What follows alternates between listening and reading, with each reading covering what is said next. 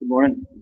Welcome to this second installment of the Coach's Corner book talk group with a few of the coaches across the Southampton. My name is Conor and Jordan. We're covering a few literary items, both pertinent to what happens in the gym and some things that are something that's outside of it. In addition to the book reviews, we also comment on things that we see in and outside of the gym.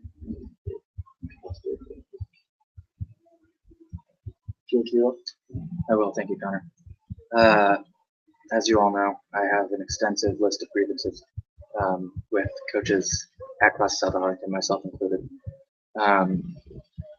So let me preface this by saying that I love each and every one of you.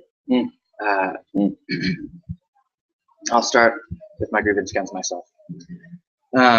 I have a habit of using the cue in Olympic lifts, jump and shrug.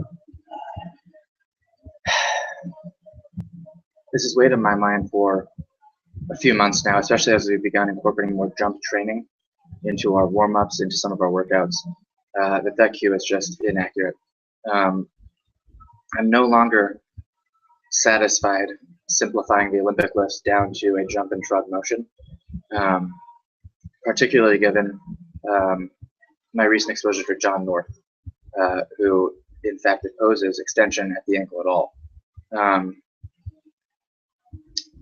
I want to begin eliminating that phrase from my vernacular, and I'd love to see you guys do the same as we refine our understanding of those movements, moving in the direction of recognizing it as primarily a pulling movement rather than a combined jump plus pull with the upper body.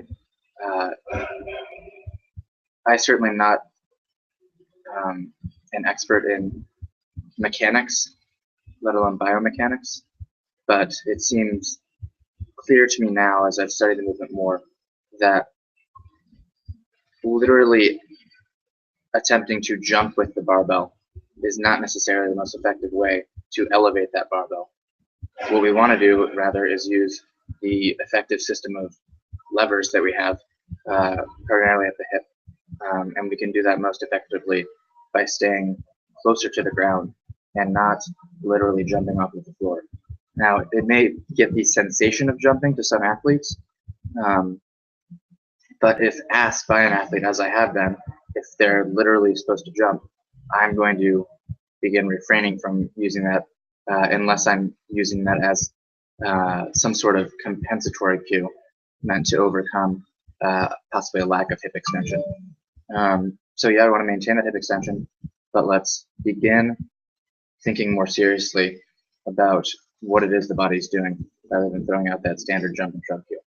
Okay, so that's on me. Anything you have to say there, Connor? I think it makes sense if you consider it in terms of a kettlebell swing, where at times I found the cue to jump without leaving the ground works very effectively. But if we were truly looking for a violent hip extension, we would tell people to jump as high as possible, so swinging the kettlebell, which would be a very inefficient way to accomplish that end. Yeah, I love the idea of jumping without leaving the ground, and that's counterintuitive. People don't understand what that means at first until you show them. Here's me opening my hip as hard as I can, as if I were jumping, but not opening up at the ankle. I'm effectively creating as much speed as I can in the change in relationship between my femur and my pelvis and torso, without incorporating that violent ankle extension as well. Yeah, the kettlebell swing, it's really interesting to watch people who become efficient at it and powerful at it. They don't need to bring the heel up off the ground, and they certainly aren't leaving the floor with the ball of their foot. It's fun once you figure that out yourself too. Second grievance is with Kara Slaughter. I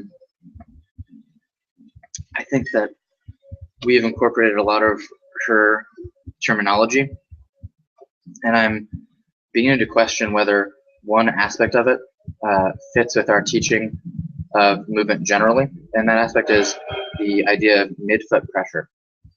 A lot of our coaches use that as a catch-all for balance, and then also they're using that in kind of undermining, I think, our understanding of creating torque. If an athlete is creating pressure through their midfoot, and they think about it in that way, my fear is that that is going to lead them to give up their rotational force they're getting to the ground, which would create pressure in other parts of the foot.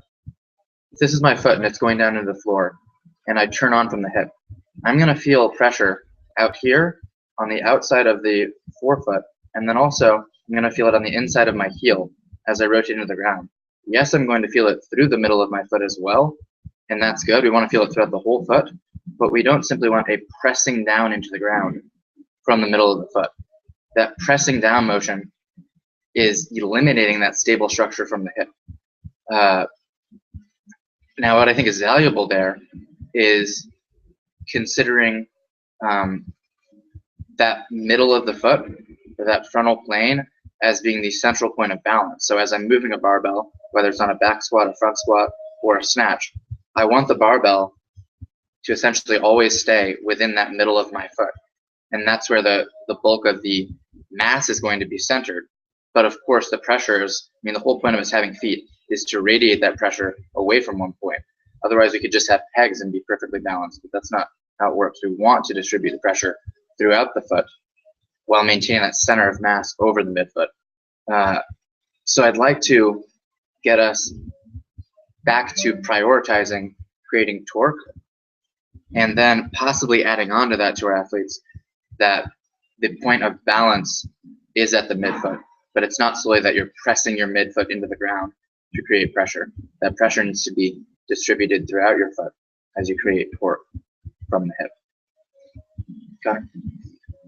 It's interesting. I'd never thought about the possibility of midfoot pressure, encouraging people to collapse their arches down and in to find a stable point of contact with the ground. The fact that we're referring to midfoot pressure when in a perfect world, your middle of the foot will never touch the ground. So how do you apply pressure to something? And then we get back into the structure of that midfoot arch, which is exactly what's designed to create more power, to create more spring in the ground. I have tried to be fairly specific when I ask people to feel the weight. Even using the front of the heel, I tend to use like the cue of underneath the knots of your shoelaces much more, and try and get down on my hands and knees and point to the very front of the ankle, wherever when I'm using a demo athlete, to where I would like them to feel the weight at, again, a given point of the weight.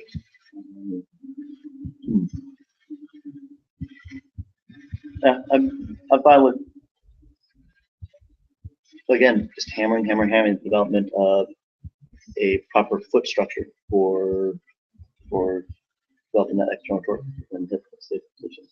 It'd be interesting to watch a fairly novice athlete and have them get into a hip torque position and then add pressure in the middle of the foot as possible, and see if you can see a shift in where the knee or the hip line is. That would be interesting.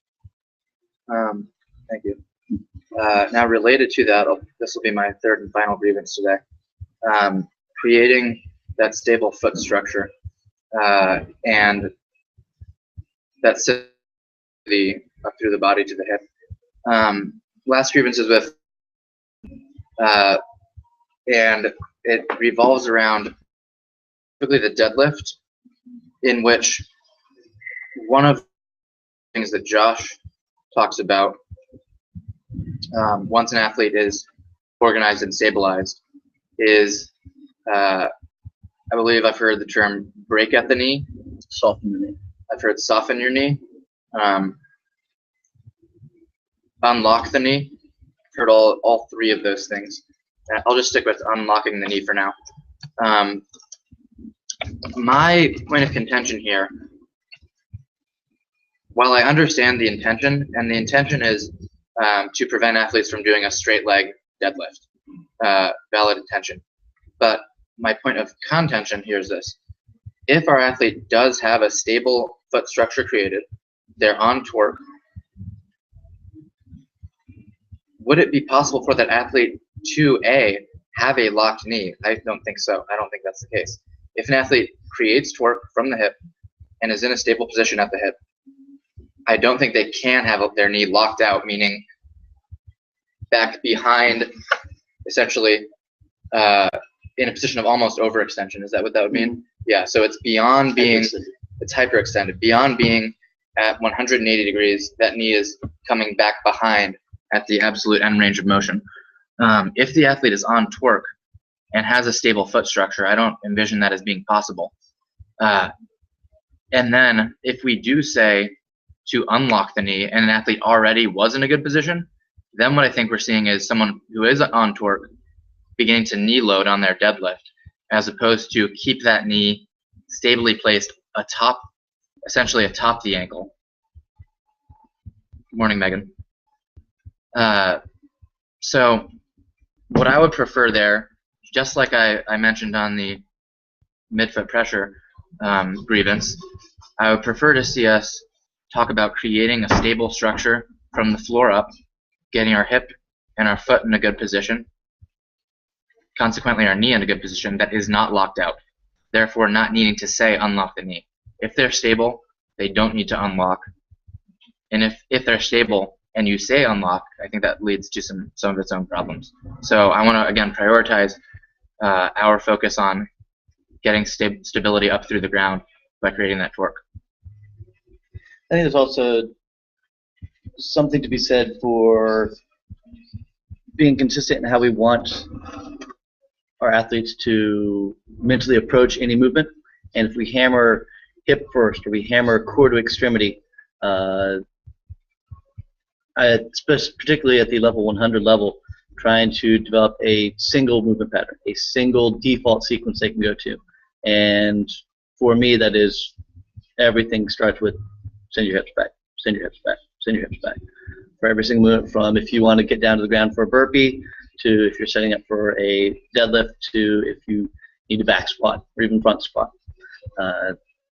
So while for a certain athlete, getting them to unlock their knees is necessary if they're standing there hyperextended. As a blanket cue, I don't like the implication. There are certain movements that, okay, like at the top of a push-up, soften your elbow. We operate in terms of big muscles first. That does it for me. Wonderful. I have today. Before we move on to Conor's presentation, obviously anything that I've brought up, I would love to hear back from you guys on, whether that's next time we have Coach's Corner or via group email, individual email, whatever you want to do. Let's continue these conversations. We'd also like to welcome our third presenter, Megan Welch, to the Coach's Corner of Saturday, November 29th. Good morning, Megan. Hi. What's going on? We're experimenting now live. Pardon me? My audio is just now working. Yay! We're experimenting live with the Google Hangout system. So this is, I believe, going straight to my YouTube channel. Somehow, some way. Did you put start record? Yep. We've been live now. For broadcasting as well. That's awesome. Is there anything that you would like to talk about book-wise, either before or after I talk about my book? I've been reading Practical Programming. Ooh. Very exciting. So I can talk before or after. It doesn't much matter to me. Okay. I'll run through. I just have a few very basic things highlighted in this. This is a book, The Strongest Shall Survive, written by Bill Starr, who still does a fair amount of work for the CrossFit Journal. He was a big-time weightlifter and powerlifter in the 50s and 60s, and then became the Olympic coach for USA Weightlifting for a while before starting to incorporate strength and conditioning training into American football. As the first strength and conditioning coach for the Baltimore Colts when they won their first Super Bowl, perhaps only Super Bowl, in the early 1960s. Anyway, this is a classic piece of instruction on both lifting and anatomy in the strength and conditioning world, particularly at the collegiate level. So what I've been looking at right now is the first few segments where he gets into things such as the structure of the knee, different parts of the spine, a fairly accessible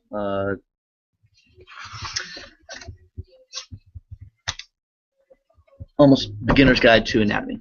And there are a few things in here that, again, I don't think impact my coaching, but are pretty cool as far as general knowledge to me that have been helping. First of all, the difference between tendons and ligaments. He writes that you should regard a tendon as a functional extension of the muscle. So instead of it being a muscle ends and is attached to a tendon is just a continuous change in the structure and the formation of that same group of cells. Ligaments, on the other hand, serve as limiting factors to the extremes and directions of the motions of the bones.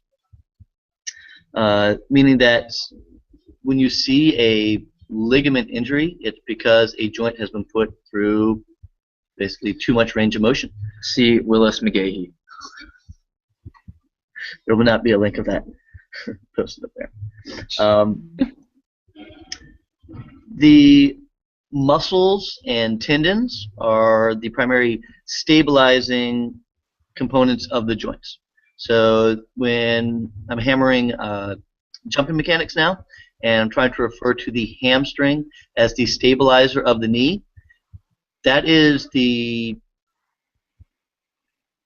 true intent or the true design of a hamstring muscle and then the tendon that inserts to the back of the knee. It's meant to articulate that joint through range of motion and by the same token fight against the forces that are trying to pull that joint where it should be.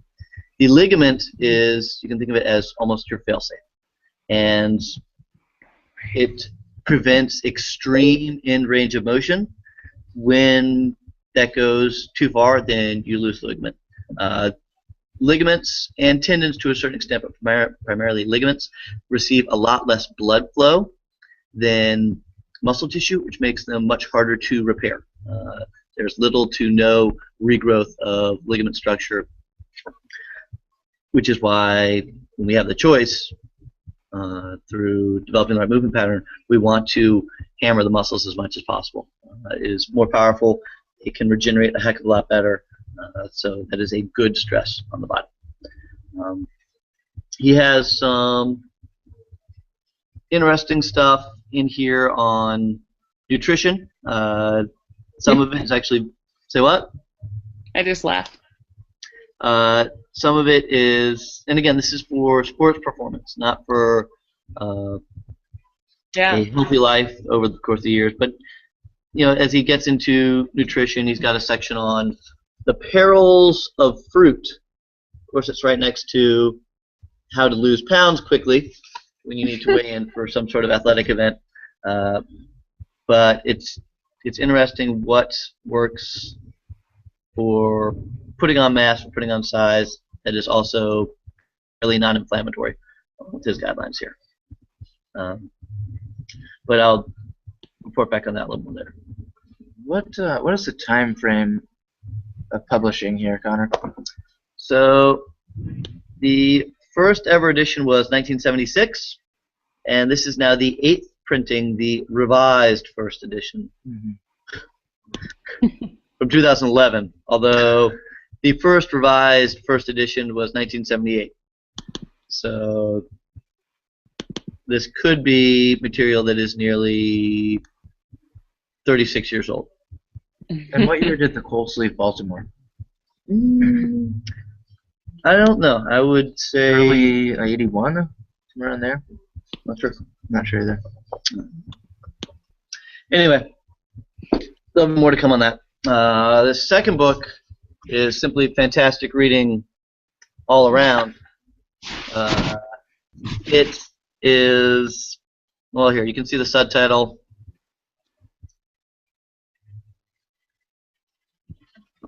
And it's How we mate, why we stray, and what it means for modern relationships.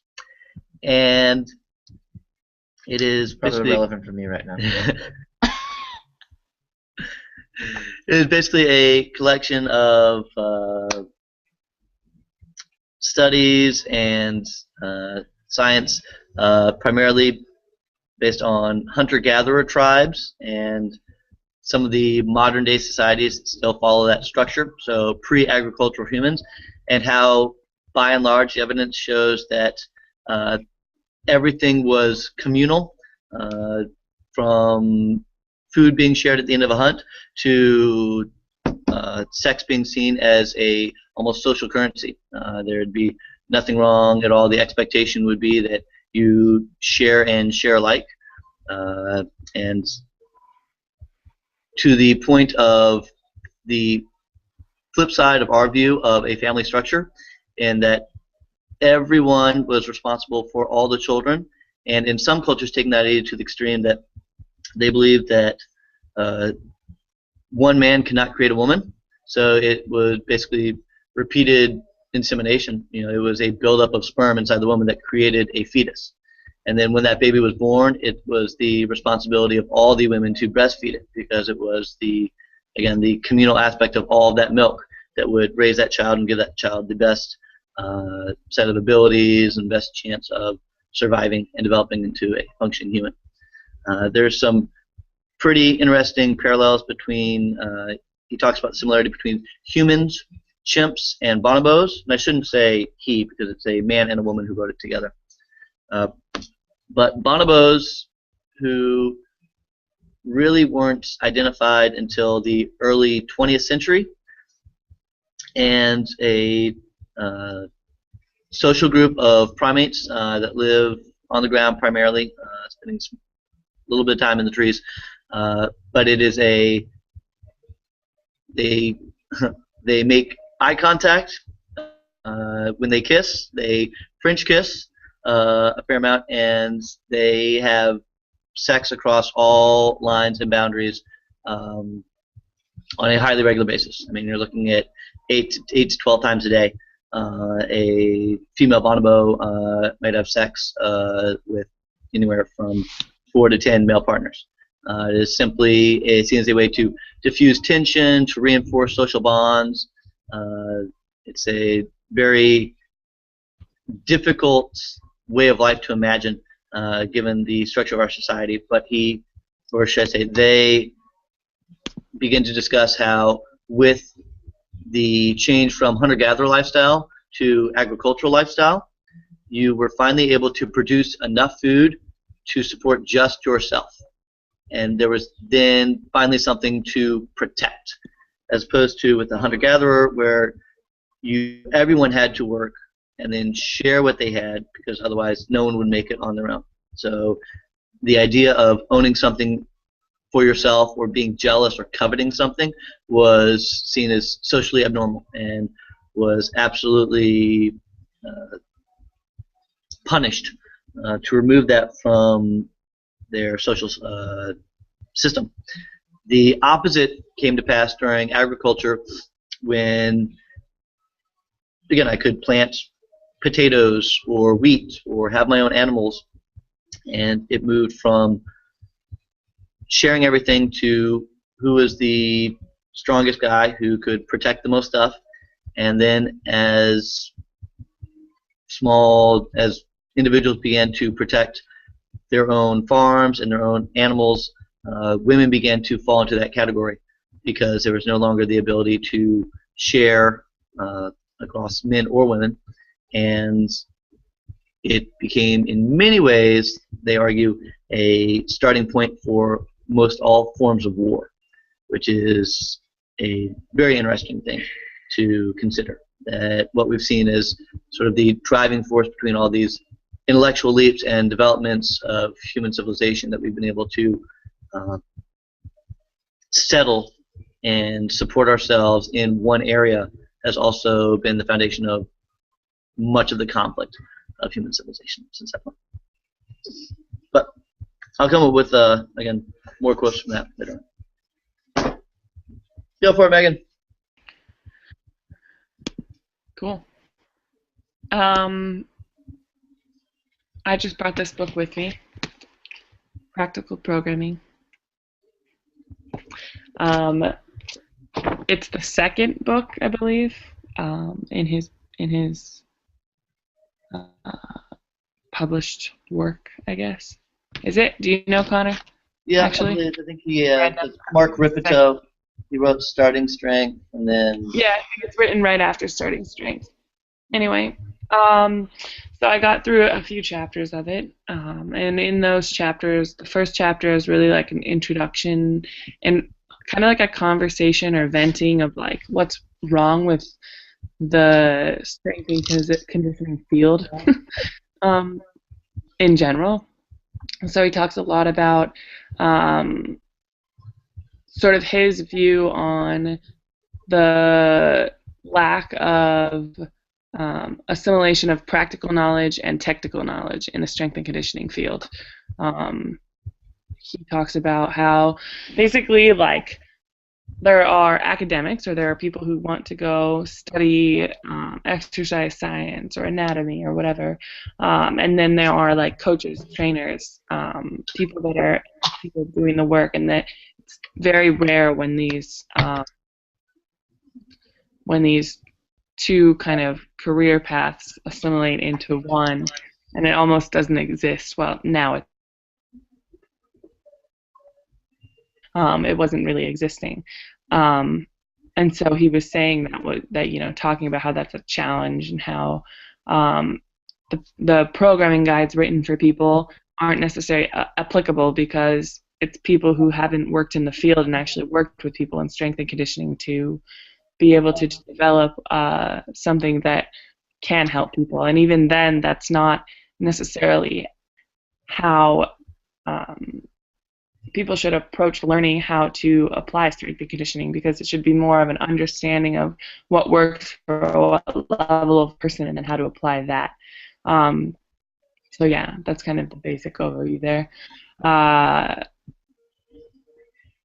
He talks about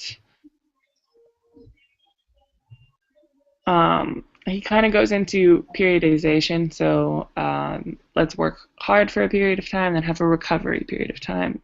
Work hard, period of time, recover. What that changes based on the level of athlete.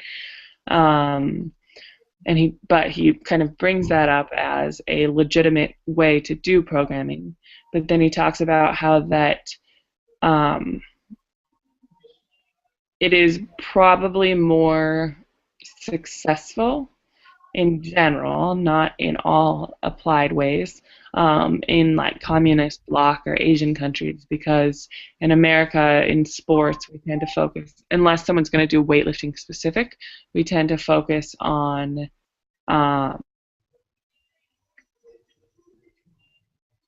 like sport specific training, on skill work, like all the hours get devoted there, and we get less devotion to building just general strength and general, I guess a power, ability to move mass. So he talks about how his goal of the book is to provide almost like a guide or education that helps people to apply programming to all different levels, all different people. Oh shoot, guys, John went to the other link. Connor, can you send him this link? You beat you to it. Huh?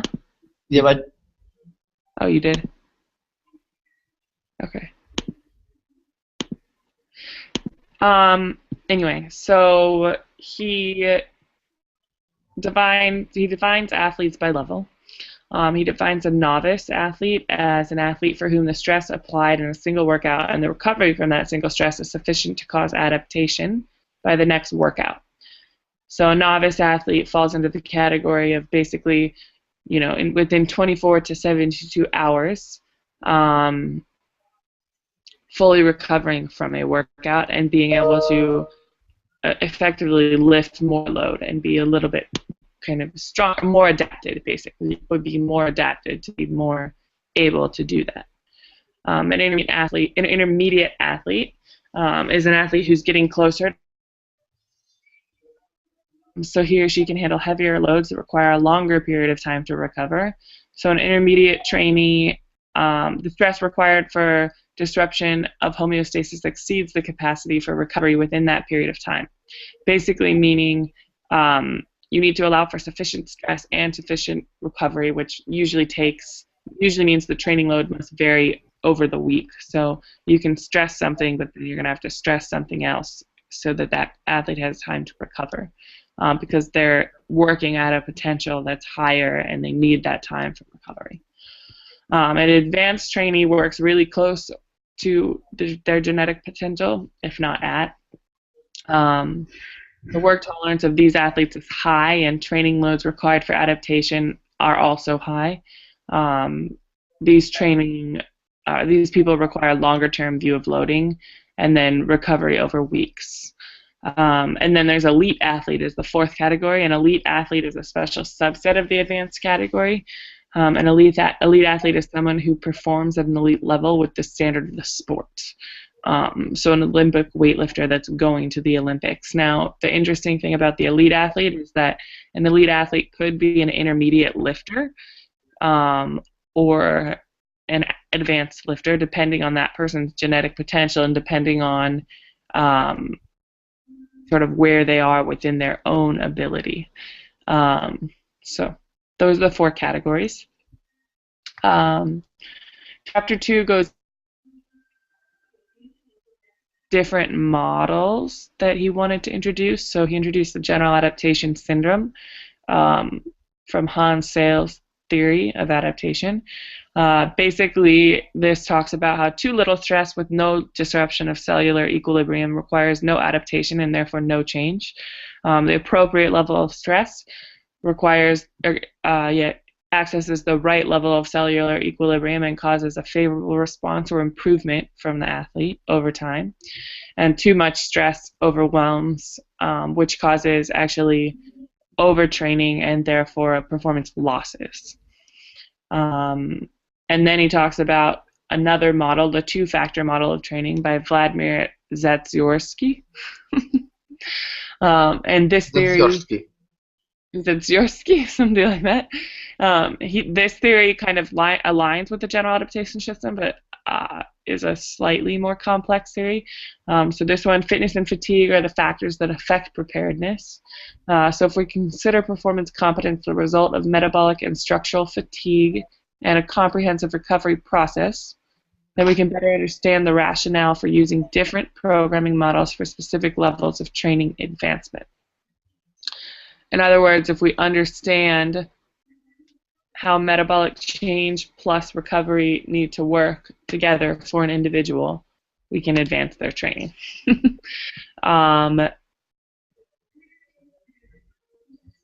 He defines overload is saying that without adequate recovery, overtraining can occur, which results in either no progress or negative progress.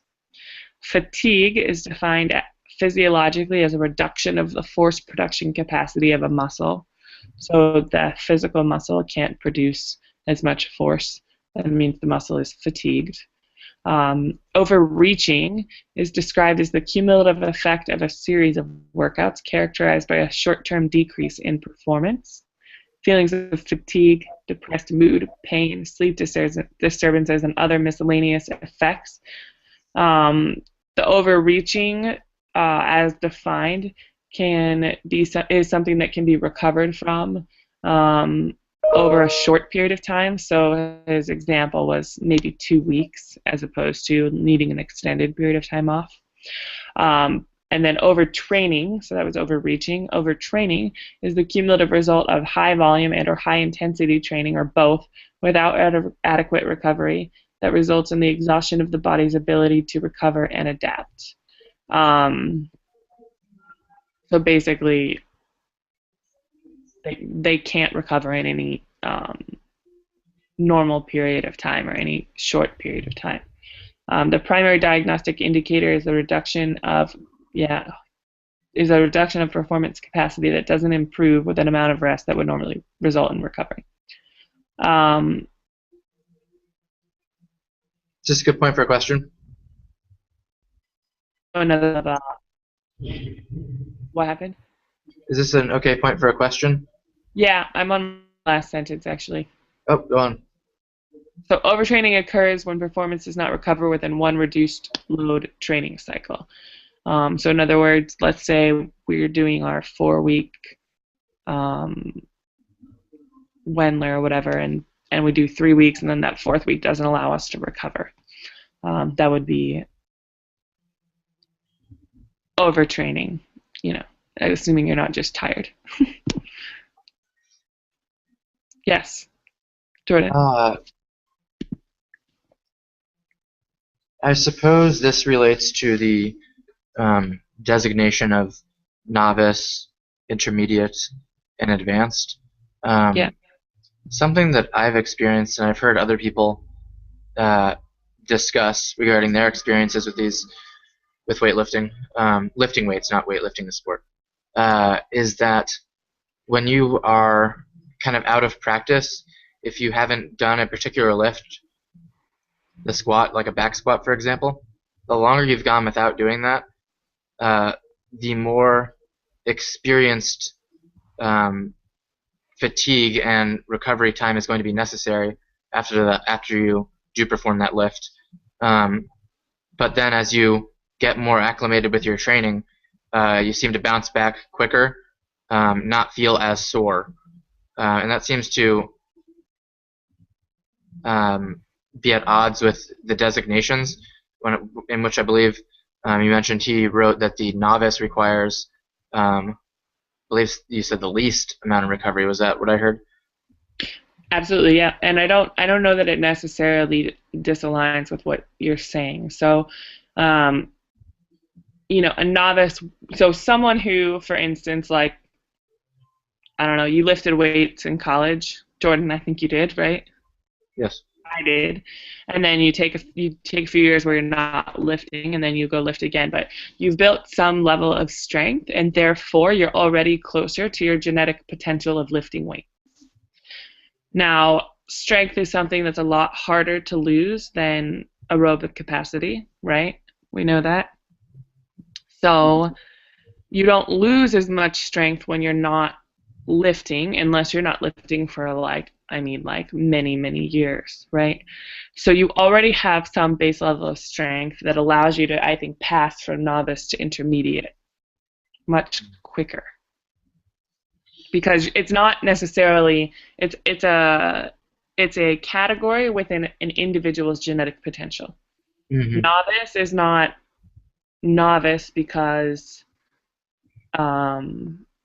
you're weak and you can't lift a lot of weight. Novice is, it's within your own genetic potential. Are you able to sort of, like, your muscles recover and able to go again 24 to 72 hours later? So are you lifting something that is heavy to you because you've never lifted as closely to your genetic potential?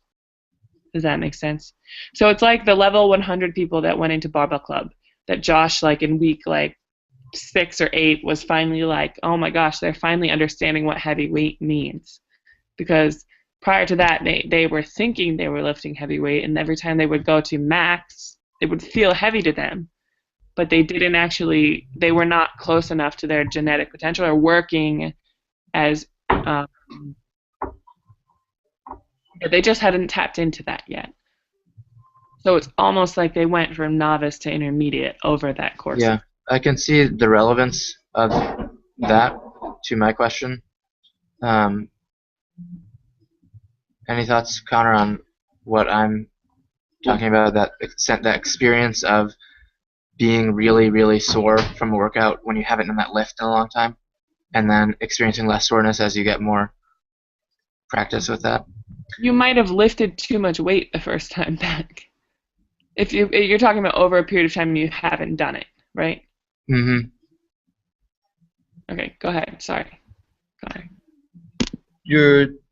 instead of thinking of soreness as a measure of how strong you are or how advanced of a lifter you are, I think it's much more relevant to think of it in terms of how recently have you been exposed to a similar stimulus, and that the body adapts in all ways. You get better at creating the movement pattern, so your brain talking to your muscles, because you get more efficient there. You can actually recruit. So let's say this is a bundle of muscle fibers. I'm just now learning how to squat, and my brain can only get one of these suckers to fire. It's either going to fire or not, but it fires. As I get more and more efficient, I can recruit these muscle fibers much faster. So I can create more force from this group of muscle fibers because of the speed at which they move. As I squat more and more and more, now all of a sudden I start to grow more fibers and more fibers because they start to get torn apart, and as they get rebuilt, more and more of them are built. So that's how we basically gain muscular size. Now, whether soreness results from simply fatiguing them from being used, or soreness results from the microscopic tears that happen at the cellular level, as you do more and more, as you work consistently with a movement, with a type of exercise, you get less and less sore because your body gets better and better at responding to it. So if we were to come in and say do Annie every day for 2 straight weeks, very quickly our abs would stop being sore on a daily basis after we've done it. When we see it once every 6 to 8 months, we get absolutely annihilated by it. And it's not because we are a novice athlete in terms of that movement, or because we are intermediate enough to truly tax ourselves. It's simply we have not been exposed to that kind of demand on the muscles. So, I mean, you could take a world-class weightlifter. Well, I also think this is totally like written as a practical programming guide for weightlifting, not for CrossFitters. So this is talking specifically and solely in a very limited scope of weightlifting training. Yep, and so you could apply the same thing to if we did heavy back squats. You know, when we do the next time we do, say, a 5x5 back squat day, people are going to be crushed in their hamstrings. They just won't have had the same exact stimulus from pulling cleans and doing front squats.